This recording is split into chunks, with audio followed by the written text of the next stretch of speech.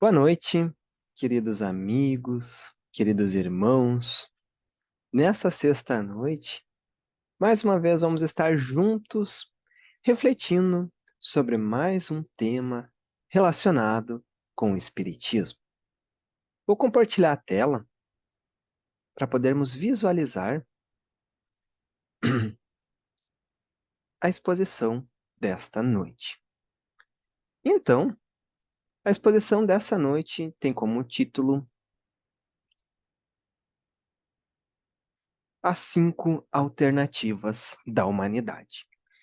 Nesta noite, a gente vai estar refletindo sobre quais são essas 5 alternativas que nós, quanto humanos, quanto espíritos encarnados, somos confrontados durante a nossa estadia aqui no planeta Terra.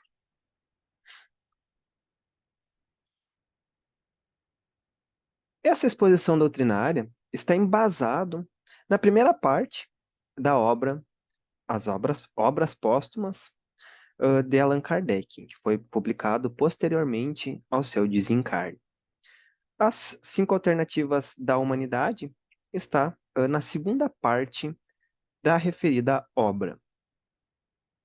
Pois bem, nós, quanto estamos encarnados aqui na Terra, temos uma questão fundamental para refletir. Inegavelmente, em qualquer estágio que a gente se encontre, a gente vai se fazer essa mesma pergunta: o que há depois da morte? Como uma comparação, a gente vai fazer uma analogia muito simples. Se nós muitas vezes nos questionamos o que vai ser de nós amanhã, quais atividades vamos fazer no dia de amanhã, essa pergunta, o que há depois da morte, nos assombra muitas vezes, porque ela carrega o peso, muitas vezes, do desconhecido. E a gente sabe que o desconhecido reflete em nós um grande medo. Desconhecido para nós humanos é muito incompreendido e por isso gera medo. Por isso que é importante que quando a gente se deflagra com essa questão, que a gente possa trazer a razão. Mas como a gente vai trazer a razão? Muitos dizem.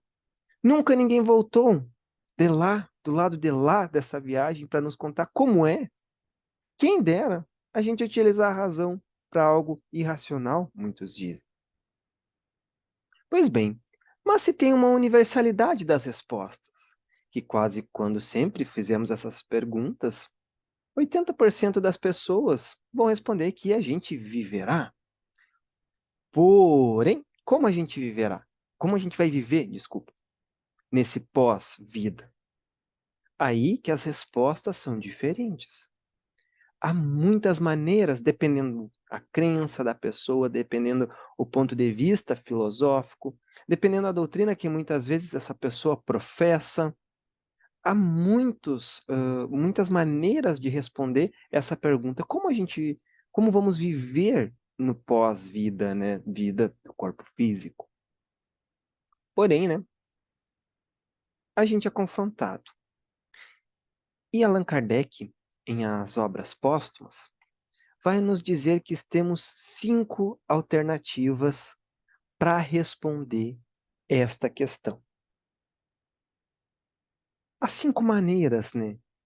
É primeiramente a doutrina materialista, depois a doutrina panteísta, a terceira a doutrina deísta, a quarta a doutrina dogmática e por fim, né, como uma quinta alternativa, a gente vai deixar como um suspense para a gente revelar lá quando a gente estiver falando sobre a quinta alternativa. A gente vai explorar nessa exposição doutrinária cada uma dessas 5 maneiras e bem como também as suas consequências. Primeiramente, então, vamos falar brevemente sobre a doutrina materialista. O que é essa doutrina? Primeiramente, essa doutrina está embasada de que a vida do homem ela está resumida na matéria. Ela está resumida todas as explicações de por que sofremos, por que estamos aqui, está explicada unicamente pelo viés materialista, do material, ou seja, tudo aquilo que ocupa um espaço tudo aquilo que ocupa um lugar no espaço. Não existe nada além da matéria. Está tudo resumido na matéria. Todas as nossas questões existenciais vão ter uma explicação unicamente, somente na matéria. Aí a gente chega a uma conclusão, que essa doutrina materialista vai nos dizer que o homem não é nada, nem antes e nem depois da vida corporal. Me desculpem ali o erro de português, né? O e o nem estão junto. Então, a doutrina materialista sobre esse viés de que o homem não é nada, nem antes e nem depois da morte do corpo físico, traz uma perspectiva um tanto quanto fria. Se antes, naquela primeira questão que a gente apresentou, né, o que será do homem após a vida do corpo físico, e muitos respondiam que a gente vai viver, nessa perspectiva da doutrina materialista, a vida ela se encerra com a morte do corpo físico. Ou seja, o nada existe depois e o nada existiu antes e não somos nada agora. É uma perspectiva fria e que não consola de maneira alguma. Se nos remetemos a essa questão de que não somos nada e nem seremos e nunca fomos, nos traz uma perspectiva um tanto quanto pessimista da vida. E a doutrina materialista, ela está embasada muito nos sentidos, naquilo que a gente pode ver, tocar, ouvir, sentir. E muitas vezes também a doutrina materialista, ela está embasada, né, na ciência, no que a ciência nos diz. Porém, né, como a gente sabe, muitas vezes a ciência, e principalmente o objeto da ciência, que é o cientista, ele precisa ter uma explicação do que ele está vendo, das hipóteses, de toda uma abordagem metodológica para aquilo que ele está tentando comprovar através da matéria. Porém, muitas vezes, a questão da vida após a morte, atualmente, ela também é estudada dentro da academia. Ela também é estudada como um objeto da ciência. Hoje em dia, a ciência está caminhando nesse sentido de tentar provar o que existe depois da morte. Só que é uma questão complexa, porque infelizmente ainda os nossos sentidos, quanto encarnados, não conseguem perceber isso. Porque a gente vê lá em O Livro dos Espíritos que, quanto a gente está encarnado, os nossos sentidos ainda são bem falhos. Diferentemente de quando a gente está desencarnado, que as nossas percepções, sensações, elas são alargadas. Porque a gente sabe que o nosso corpo físico muitas vezes limita essas percepções. Como, por exemplo, a gente não enxerga, ou algumas pessoas dotadas da mediunidade conseguem enxergar espíritos. Só que muitas pessoas não têm esse tipo de mediunidade e não conseguem enxergar esses espíritos. E muitas vezes a gente pode julgar que os espíritos não acreditam somente, não existem os espíritos por essa perspectiva. Porém, né, há indivíduos que conseguem enxergar os espíritos porque têm esse tipo de mediunidade e conseguem enxergar. Porém, né, voltando um pouquinho sobre a doutrina materialista, ela está encarcerada no que os nossos sentidos podem ver, sentir e tocar, né? E a gente sabe que muitas coisas a gente não vê e existem, como por exemplo as bactérias, os vírus, elas existem. As bactérias, por exemplo, muitas nos ajudam e muitas nos atrapalham, mas elas estão ali, elas existem, só que a gente não consegue enxergar, ao menos que com o auxílio de um microscópio de toda uma técnica de coloração para poder enxergá-las, visualizá-las. Mas a doutrina materialista ela está embasada nisso. Vai dizer que a vida após a morte não existe, porque ela se encerra com o corpo físico. Nunca fomos nada, não somos nada agora e nem seremos nada. E essa doutrina, naturalmente, ela traz uma série de consequências. Ela vai nos dizer que, por exemplo, o divertimento material, todos aqueles proveitos que a gente pode tirar da matéria, é a única realidade. Ou seja, já que estamos aqui, vamos aproveitar a vida e todos os prazeres que dela brotam, porque, enfim, não somos nada. Já que não somos nada, vamos aproveitar a vida, né? Tem toda aquela crença, né, de que temos que aproveitar o agora, fazendo coisas, nos divertindo materialmente, vivendo para o prazer do corpo. E a gente sabe que isso é um pouco equivocado. Mas, pois bem, vamos conversar um pouquinho mais disso mais para frente na nossa exposição. Porém, partindo daquela perspectiva que somos nada e nunca seremos nada, e eu sou objeto do meu interesse. Então terá um predomínio do egoísmo e do orgulho. Porque que só interessa é eu mesmo. Eu vou viver por mim mesmo. O outro não terá uma importância. Ou seja, cada um vai viver, cada um por si. E aí, né, a gente vê que tem uma total escassez dos vínculos afetivos. E se houver algum vínculo afetivo com base nessa doutrina materialista, será embasada no egoísmo. Vou amar uma pessoa porque é bom amar, e ela também vai me amar, e a gente vai ter essas trocas. Uma troca egoísta. Porém, já que não somos nada, a gente vai pelaquela primeira lógica do divertimento material. E aí, na perspectiva ainda dessa doutrina materialista, o único freio social, digamos assim, a única coisa que vai controlar esse divertimento vai ser as leis civis.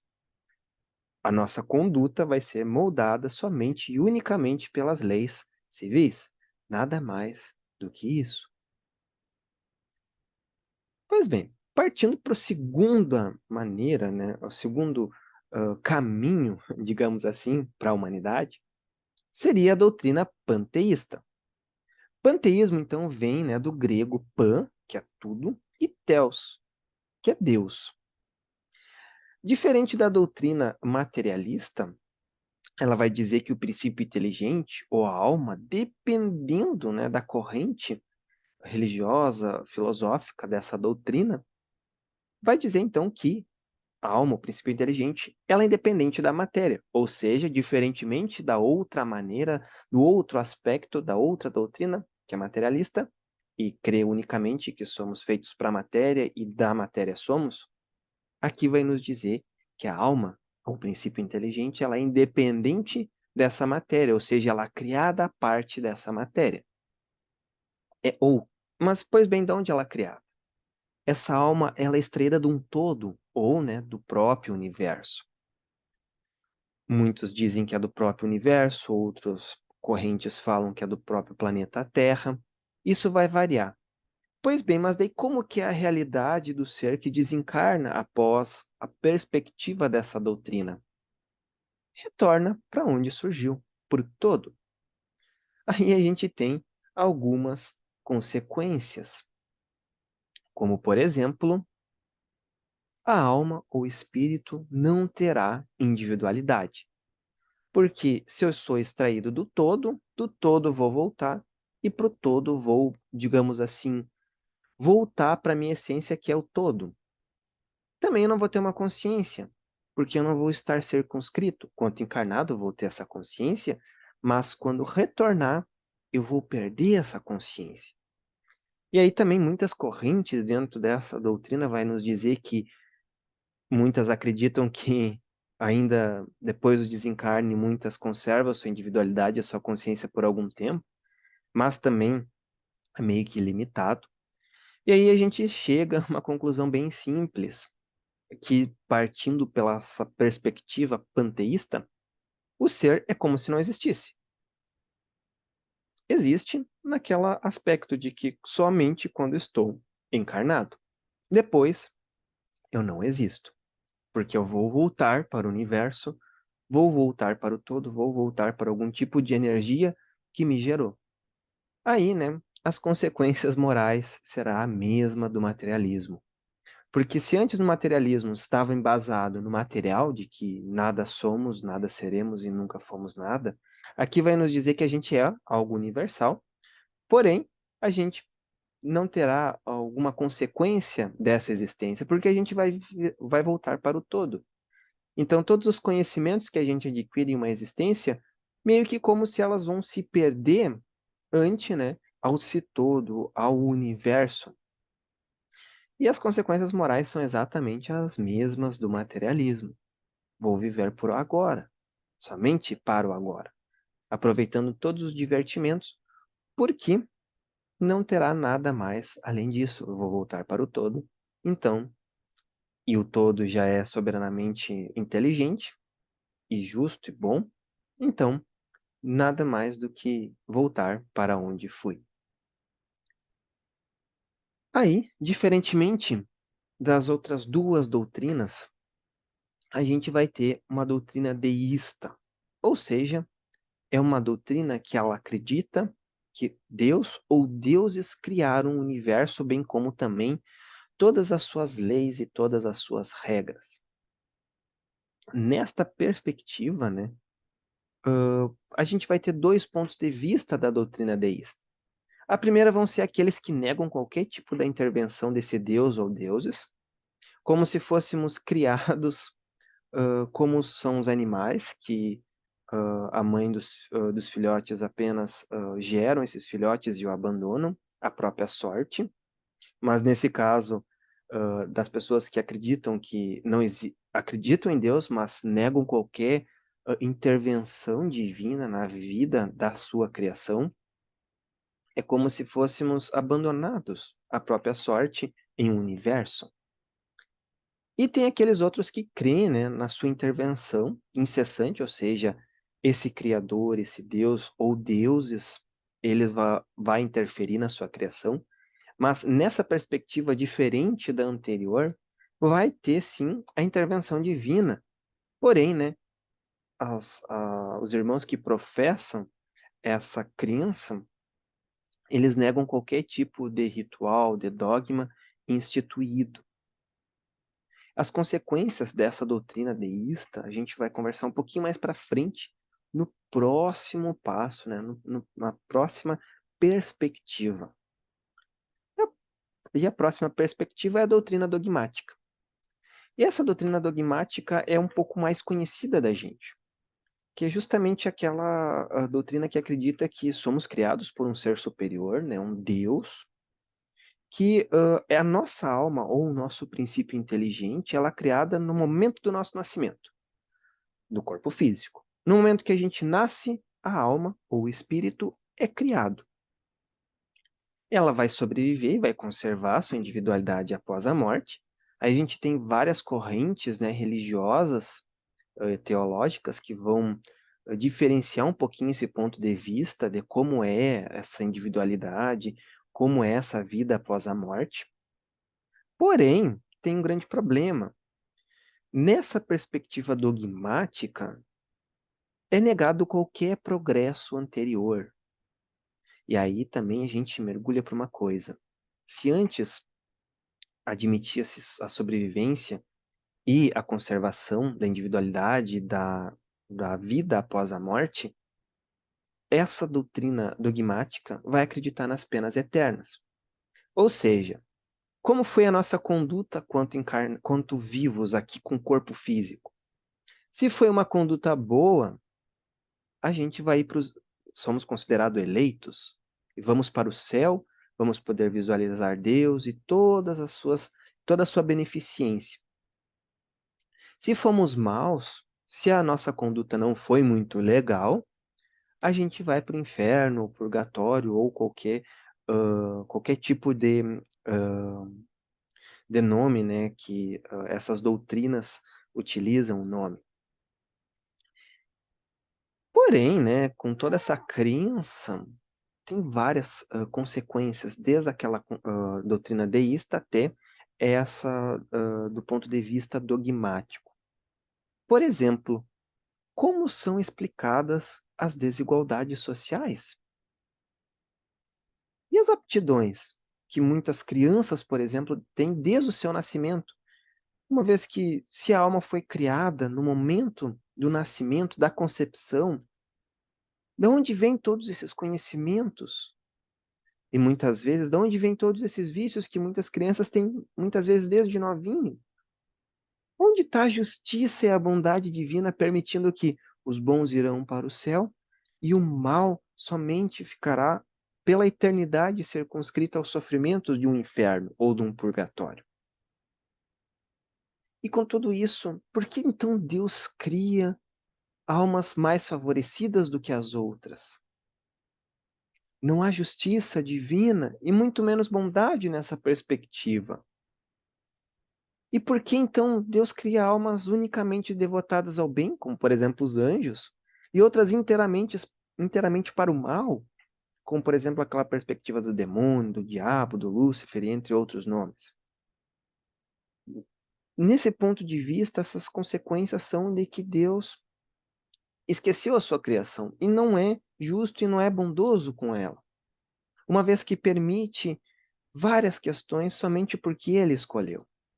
Não há uma explicação lógica para essas consequências, para essas doutrinas dogmáticas e deístas, porque muitas vezes todas essas dúvidas vão nos assolar e a gente vai sentir uma descrença muito grande e, infelizmente, a gente vai resbalar para muitos vícios e talvez possamos cair naquela primeira alternativa da humanidade que é a perspectiva materialista.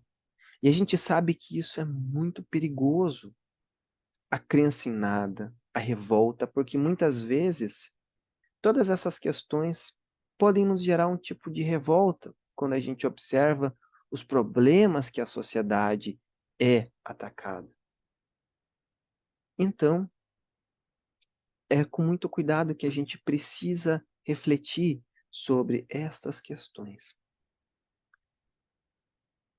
E agora vamos para a última perspectiva, que é a doutrina espírita, que fizemos, né, todo um suspense para revelar qual seria o quinto aspecto ou alternativa é a doutrina espírita.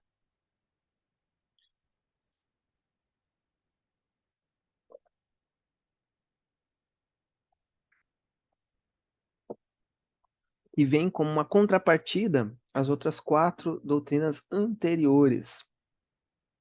Aqui a gente vai ver, perdão, aqui a gente vai ver que o princípio inteligente é independente da matéria, ou seja, ela é independente da matéria do corpo físico. Esse princípio inteligente, ou alma, ou espírito, ela sobrevive e conserva sua individualidade após a morte do corpo físico. E com isso, né, a gente vai ver que todos os espíritos são criados simples e ignorantes, muito anterior à concepção do atual corpo físico. Passou por muitas outras existências anteriores e vai passar por muitas outras consequências, muitas outras existências, desculpa, para frente. Com isso vem a ideia do progresso. Se a gente vem de conhecimentos anteriores, de experiências anteriores, aqui a gente vai ver que a ideia do progresso é que vai reger a nossa existência atual e as próximas. Os conhecimentos que a gente adquiriu em outras vidas não serão perdidos, conhecimentos e também os laços afetivos não serão perdidos. Eles vão ser conservados a essa morte do corpo físico, uma vez que é independente da matéria isso. Reside-se tudo isso no nosso espírito, que é imortal e sobrevive a essa morte do corpo físico. A gente passa por inúmeras existências corporais com o objetivo de alcançar a dita perfeição. A vida espiritual aqui é a vida normal, porém a gente precisa dessa vida corporal, da vida física, para a gente trabalhar as nossas questões, para a gente adquirir mais conhecimento, para a gente adquirir os nossos laços afetivos, muitas vezes, que a gente feriu em outras. Aqui a gente vai ver também que não há penas eternas, e isso nos diz que nos fala sobre a justiça e sobre a bondade divina. Aí a gente tem um elemento muito importante que é o livre-arbítrio, ou seja, cada espírito que reencarna na Terra é responsável por suas ações. A gente não tem um Deus que é punitivo somente por punir. a gente tem um Deus que permite e nos dá a oportunidade para recomeçar quantas vezes forem necessárias, quantas vezes forem preciso. Aí também dá ideia de progresso. Não estamos restringidos a penas eternas, porque não existe penas eternas através da perspectiva espírita. Porque a eternidade a gente já vive o agora. Não existe essa questão da pena eterna. O eterno, na perspectiva espírita, ela é somente um ponto de vista. E a gente precisa dessa existência física para a gente desenvolver isso. E talvez recuperar coisas e ensinamentos que a gente infringiu em outras existências por conta desse livre-arbítrio. E em vez de termos consequências, a gente vai ter explicações para as desigualdades sociais. Uma vez que, e também para as aptidões inatas, porque uma vez que viemos de outras experiências, passamos por outras experiências, passamos por outros conhecimentos, infringimos muitas vezes leis divinas, passamos por outras escolas, por outros países, por outras situações, a gente vai conservar tudo isso. Uma vez que a gente conserva a nossa individualidade e conserva a nossa individualidade. É muito importante que a gente tenha isso em mente, que a ideia da reencarnação vai nos explicar as desigualdades sociais, vai nos explicar as aptidões inatas. E também, por essa perspectiva espírita, a gente vai ter explicação de que não há apenas eternas, pois Deus, que é o nosso Pai e nosso Criador, Ele é soberanamente justo e bom,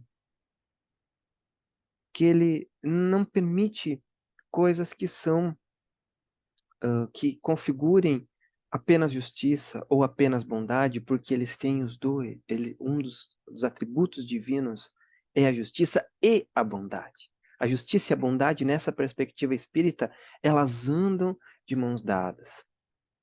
E a gente vai ver também por essa perspectiva que não há almas ou espíritos favorecidos dentro da criação, porque todos fomos criados simples e ignorantes muito tempo antes da atual concepção do corpo físico.